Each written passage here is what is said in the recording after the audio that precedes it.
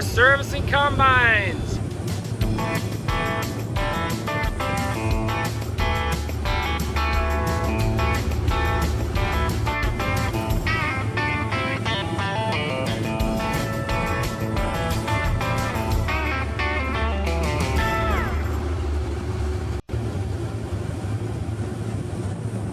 We moved to a new field right kind of dark last night, and so then we unhooked the platform here from the 9610.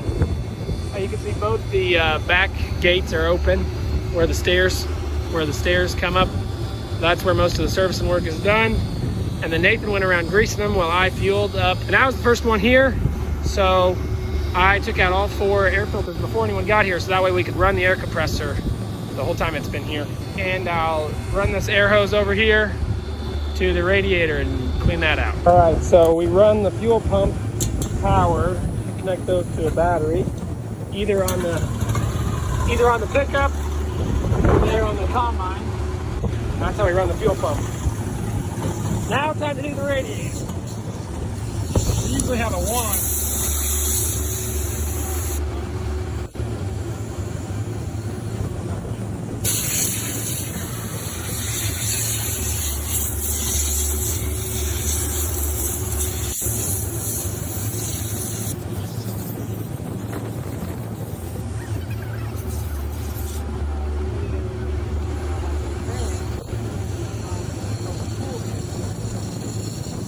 Plugged with dust, and it gets hot. Alright, I'm still doing the finishing touches on this combine, but Nathan is the first one rolling this morning. So off he goes, and I'll take this combine when it's ready.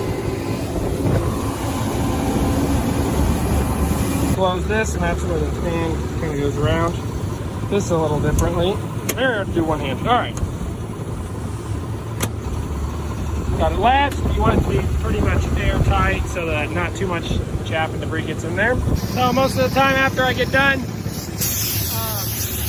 off all the radiators, gotta get all that dust off of me. Can't quite get it out of my contacts though. It'll be in there the rest of the day. This off. Stops annoying people. And pick the ladder up. Push the button there. Oh no. That's gonna bug me. Guess I gotta get that put away. I just crawled up the tire so that I didn't have to put the ladder back down. So, alright, now that latch is closed. Gotta hop down with it. Oh, rolling my ankle. All right, I think I'm ready to cut.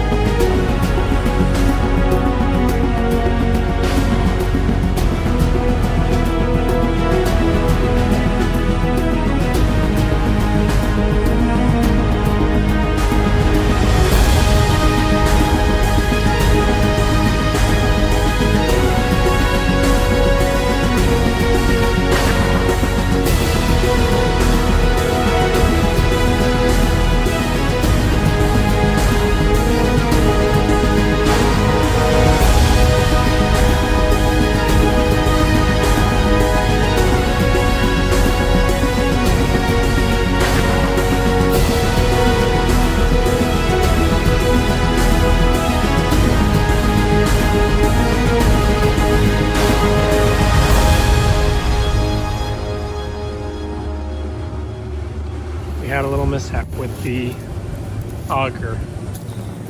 Right here, took this apart. We believe that this slid out, and so it lost that it was driving this chain. So I'm guessing this chain stopped running here, which runs the reel. My dad was the one driving, so I'm guessing he stopped pretty fast, but it still gathered up a lot of straw in there real quick. All right, I'm dumping. I'm the last one to the party. Everyone else is already eaten. Kaylin brought the food out. Just about knocked this field off too. This is a big field.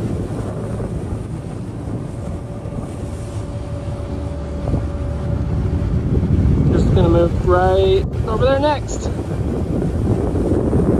So we're here on the seed wheat field. Let's see, the east side of the field is Monument and the west side of the field is Zinda. They're cutting the Monument. I think they've dumped at least 2 or 3 times on this truck here. And then we'll tarp it. And I might need to go back and get a second truck, and they could possibly fill 2 trucks. Wheat is one of the crops that it's very easy to keep your own seed, which is different than like corn and beans, where you buy from a company. If we want a new variety, we buy it from the local seed dealer, but usually we plant varieties that we've grown in the past. Okay, I have been shuttling trucks here now for about 25 minutes. I took some of the full ones from the last field that we were on before the seed wheat, put them in sheds, and then the semi will be full after me. Thanks, Nathan. Nathan piped in on the radio. And then I've got to watch a little bit of a light show, which is just not. So I don't need to come up there. And then I brought them the 2 trucks that they're going to fill with seed wheat.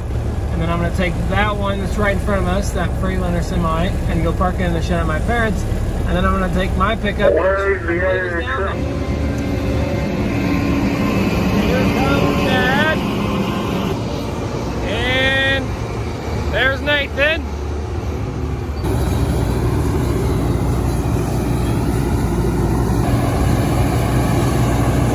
Fill them up, boys. We'll see if we get any rain. We'll take the rain for all of our crops. Well, all of our crops besides wheat need rain. Even the crops that we're about to plant double crop, it would be nice to have a nice softening rain for them to help with germination and getting them in the ground. Oh, I gotta put the tarp on first. It is past, I believe it's past 11. Unless it's only 10:30, I'll check. But we are still cooking. And they'll be in for the night.